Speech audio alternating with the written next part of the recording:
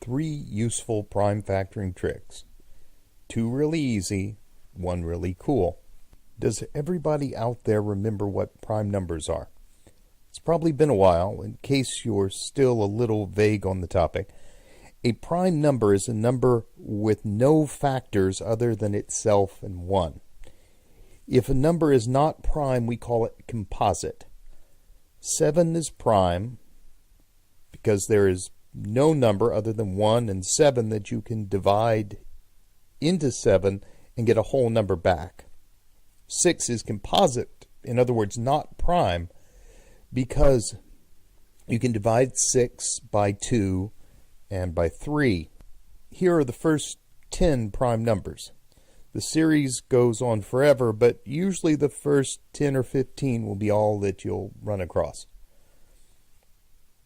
The algorithm or set of steps for finding prime factors of a number is called a factor tree.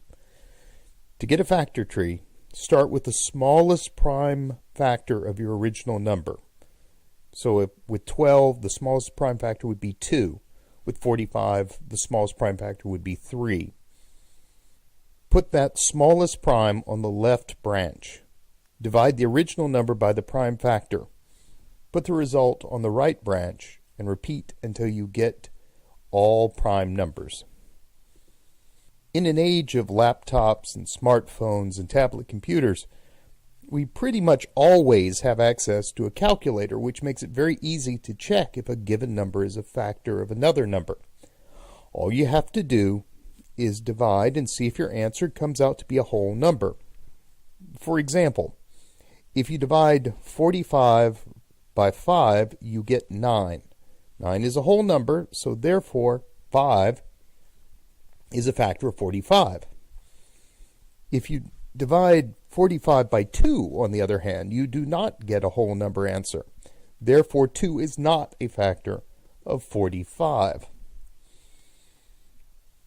But for the first 3 prime factors, 2, 3, and 5, there are simple tricks for determining divisibility. For the first 2, 2 and 5, we have very simple rules determining whether a number is divisible by those. In fact, the rules are so easy that most people don't even think of them as being rules. If a number is even, in other words, if it ends in either 0, 2, 4, 6, or 8, then the number is divisible by 2. If a number ends in 0 or 5, then it is divisible by 5. Here are some examples. 68 ends with 8, so it is divisible by 2, but not by 5. 405 ends in 5, so it is divisible by 5, but not by 2.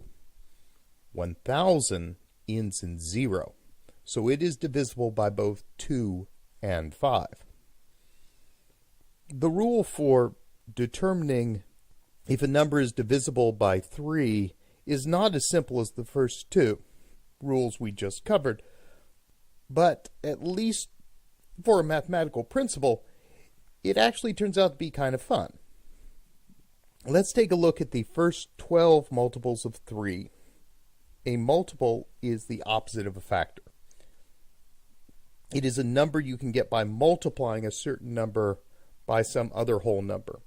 The first 12 multiples here are 3, 6, 9, 12, 15, 18, 21, 24, 27, 30, 33, 36. We could keep going, but you get the idea.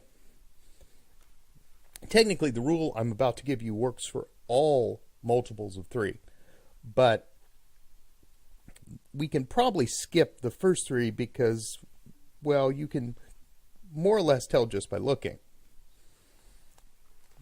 This next part will seem a bit strange, but bear along. Think about the numbers here in terms of digits.